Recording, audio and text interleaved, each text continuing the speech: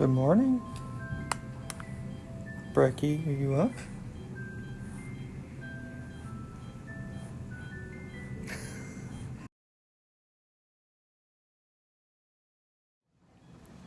After having troubles getting pregnant and suffering 2 miscarriages, my husband Blake and I were so excited to find out that we were expecting a little baby boy.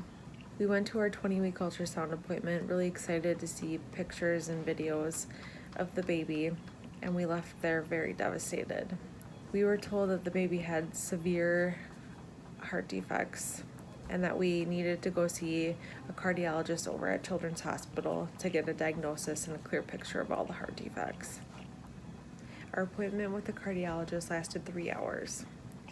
We were told that he had all these different rare and severe heart defects and would need heart surgery immediately after birth, and then multiple more later down the road. I was followed very closely by all the doctors over at Freighter and at Children's, and they monitored me 2 to 3 times a week. I had appointments checking on the baby's growth and the baby's heart and making sure everything was stable enough. And we had a planned C-section for 39 weeks. We were told that there were multiple people that needed to be at the C-section: the surgeons, the high-risk doctors, the NICU doctors, the ICU doctors. Many people had to be involved. They had ECMO, which is life support, in the room on standby, anticipating him to go on it. He decided to make his appearance a day before my scheduled C-section. On January 19th, 2021, we welcomed baby Brecken William Marquis to this world. Right when he was born, they ended up taking him away from us and going straight to the cardiac ICU to work on him. My husband and I didn't get to see him until later on in the day. So this being my first experience at the hospital, with my wife giving birth, it was already a huge surprise, like step after step. But I remember me and Brittany getting to like the recovery room after we gave birth to Brecken, and we were waiting for you to you had to wait like 2 hours or something, right, before you could get discharged to like your room. And that 2 hours, we didn't know, was Brecken having surgery? Was he gonna be okay? Just anything. We didn't know next steps. It was nothing. The nurse said she'd try to get information for us, but we didn't know. So those 2 hours seemed like eternity. We're all on edge and trying to figure everything out, and it was a very scary time. So after about 2 hours, the nurse finally said we could go see Brecken, but Brittany wasn't allowed to leave yet because she still was numb in her legs. So I went by myself, and I'll always remember this moment. I remember walking into the room, to Brecken's room, and seeing my son, for the first time, but seeing all these machines, all these noises, all these different specialists in the room, and I lost it. All the emotions kind of overtook me. I was so happy that I got to see my son and he's here, all the anticipation for 9 months. But then you combine that with just the fear of all these different things and being in the hospital, it really consumed me. And it was a, very overwhelming time, but I'll never forget that moment. I was kind of glad I got to experience that without Brittany. You being the husband, you always kind of feel like you have to be the strong person, and be the rock for everyone. So it's nice to kind of have my alone time to process what we just went through by myself before I could be there as a good husband and father to Brecken and Brittany. I remember having so much anxiety being in the hospital room by myself, and Blake was over visiting Brecken in the ICU. I wasn't allowed to go yet because my legs were still numb. They told me as soon as I can feel my legs, I can get up and go. However, the anesthesia took a really long time to wear off. So I was texting Blake the whole entire time saying, is Brecken okay? Is he alive? Is he gonna make it? I was just so worried. And then I asked Blake to come back and grab me because I was just over at Freighter, and we were just like right down the hall. So he came over and grabbed me and wheeled me over to see Brecken for the very first time. And I just remember I just lost it. I cried so hard. And right when I was able to see him, I remember like getting up from the wheelchair and standing at his bedside, and my legs were still like really, really numb at this point. But I really was motivated to see him. I was only in the room for about 5 minutes at that point when he stopped breathing for the very first time. I remember the nurse hit the panic or staff assist button in the room, and Blake and I were in sheer panic as a team of doctors and nurses ran in and started working on Brecken. And I think that's when Brittany and I both realized just kind of how serious this was. We had moments where we knew it was going to be this serious, but then you see your son for the first time, and me and Brittany are together, and you kind of get that glimpse of happiness and hope for a minute.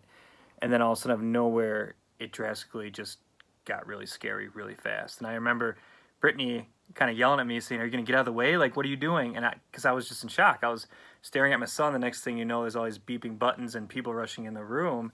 And, that's when we knew that, this was something that we had to take very serious. Yeah, and then he ended up stopping breathing 5 more times after that. So it was very scary, and that's when they decided that they needed to intubate him, which was putting a breathing tube down his throat, and that would just help him breathe with the machine until his next surgery. We didn't even get to hold Brecken yet. All this happened so fast and everything. We didn't even get to hold our son at this moment. Something that me and Brittany were both anticipating on doing. It just wasn't the time quite yet with how serious things got so fast. With Brecken stopping breathing multiple times, they knew that they had to do open heart surgery sooner than later. So when he was 3 days old, they took him for his first heart surgery. It lasted, so many hours. We were in that waiting room forever. It felt like waiting for answers and if he was okay, if he was going to survive it. Finally, the surgeon came out and said everything seemed to be okay and that he was stable. He came back with still on a breathing machine. He had an open chest. You could see his heart actually beating in his chest. He had multiple chest tubes, a catheter, all these different lines on his arms and legs. Every inch of him was just covered in something. Hi, Abby. Hi, sweetheart. Hi.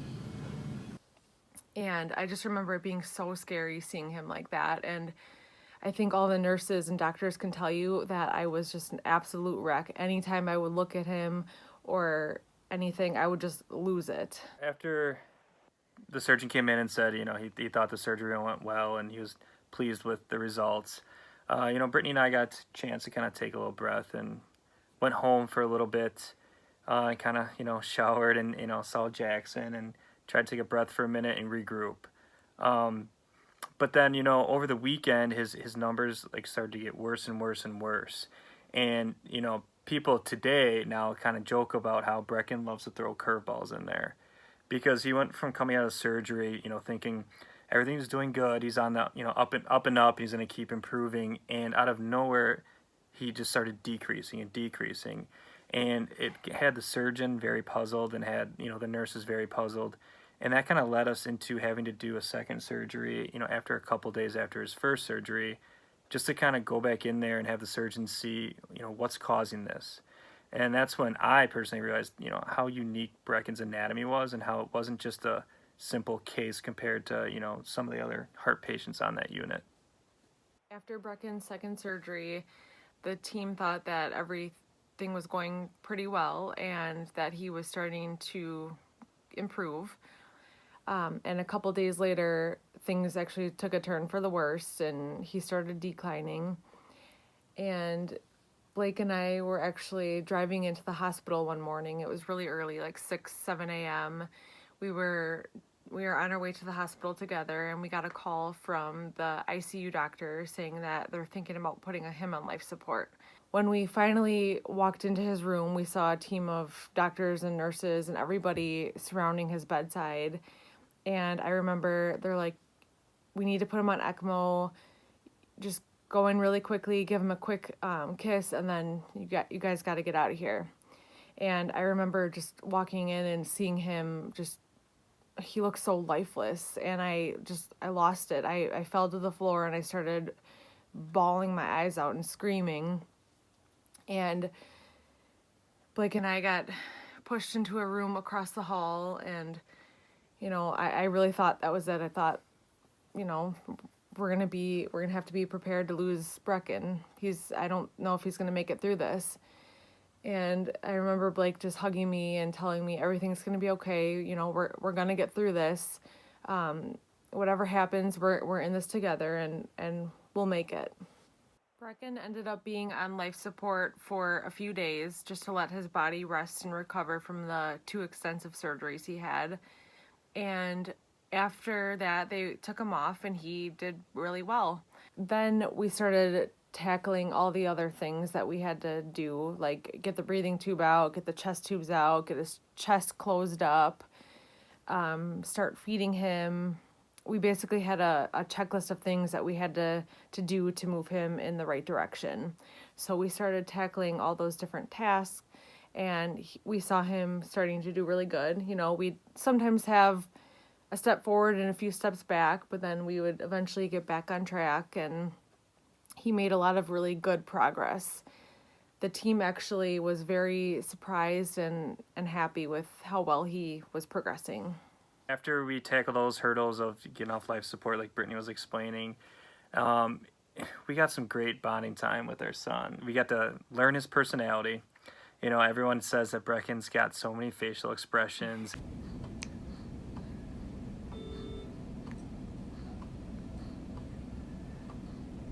And definitely has a little feisty personality to him. And, there's a video I posted on Facebook of, him using his hands trying to hit the mobile. And try to get it, buddy. Try to get it. Okay, now you try. Come on. Go, boop.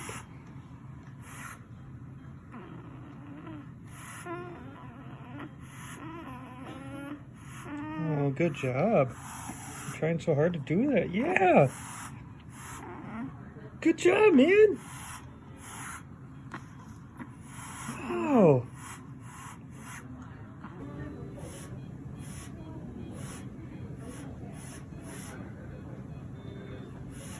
When Brittany was working with him, kicking his legs, and it was awesome. We got very comfortable with Brecken just being stable and being Brecken. But then there were some things in there where he was puking a lot. He was having some pain when he was, trying to go number 2, and some other things where we kind of had this elephant in the room, like we need to do one more surgery, soon in order to get him ready to go home before his next heart surgery. For a good month, me and Brittany, like I said, got very used to having Brecken kind of just be stable and have a lot of fun with him, interact.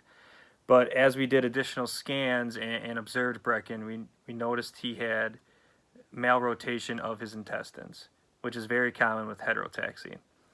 So, the surgeons and the team at Children's kind of forced me and Brittany, to make a decision on if we should do the surgery or not, to kind of take his intestines out and untwist them and see what else is going on inside. And that kind of scared Brittany and I. We got very comfortable with Brecken being Brecken, and we didn't want to take a step in the wrong direction, but we also knew we had to eventually do this in order to get Brecken even stronger and move him to the next step. The surgeons and the doctors were a little bit worried because this surgery comes with risk, obviously. He has a bad heart. He's in heart failure. So any surgery this little is just putting a lot of stress on his heart. So they were kind of skeptical at first about it, but they decided that it was probably in his best interest to go through with the surgery. And they're very happy they did. He is doing really well post-surgery, and now he has a a G-tube in, which basically will give him all his nutrition. We can go home with a G-tube whenever we're ready, and it'll help him gain some weight. And just to kind of stress, how risky this operation was, is a doctor once told Brittany and I that for all babies that had this going on, they used to do the surgery immediately. but because of the outcome of, how risky it was that some children didn't make it out, they decided not to make it mandatory that when they found this diagnosis that they immediately react on it. So, when we were told that information, that kind of really scared us to know if we were making the right decision on Brecken. But I think we're definitely glad we did. Mm-hmm. We've been at Children's Hospital now for 3 months, and we still have a long journey ahead of us. In the future, Brecken will need more heart surgeries, and I guess we don't really know what the future holds for him, but we're going to continue praying really hard for him and stay strong in our faith and just pray that everything goes well and he lives a very long and healthy life. Brittany and I would like to thank everyone that's been involved, from the beginning. First of all, Children's Hospital has been amazing. They've been patient with me and Brittany, asking a lot of questions, being patient with me not having any medical background, so you kind of got to slow things down for me and explain things a few times.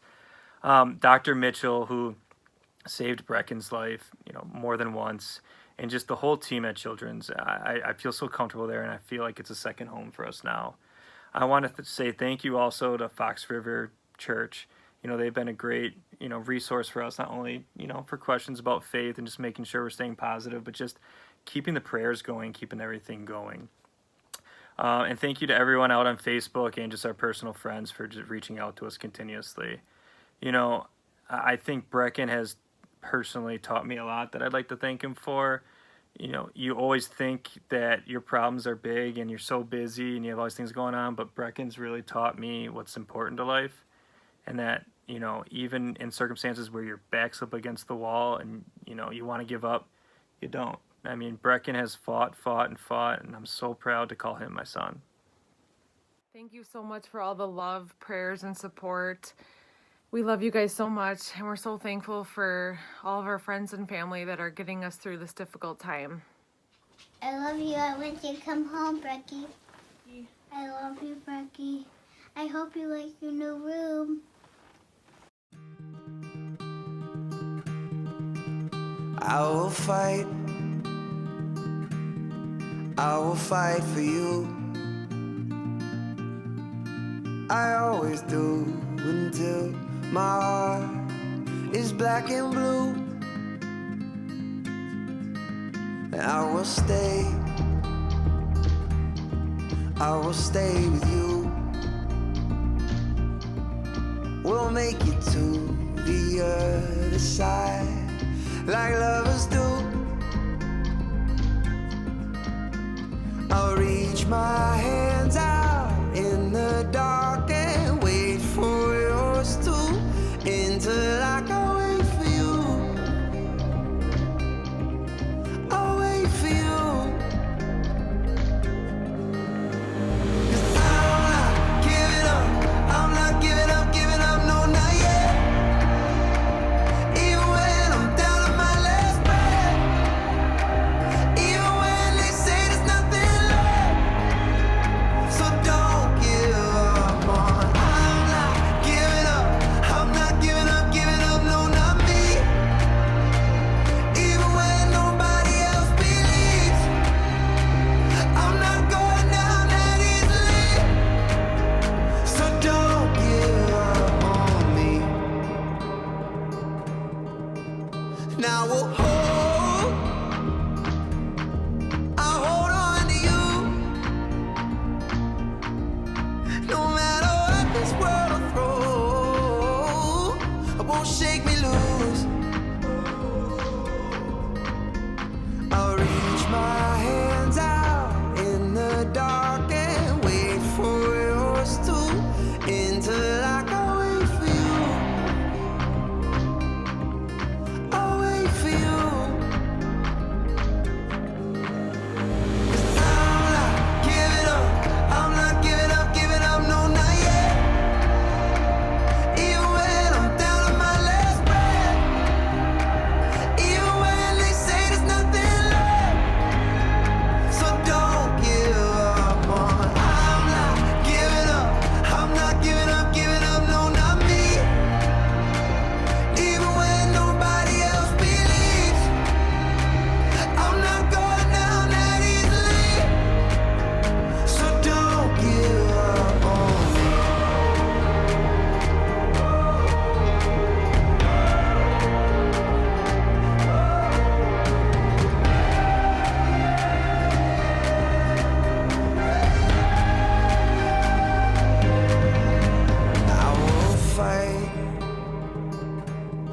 I will fight for you.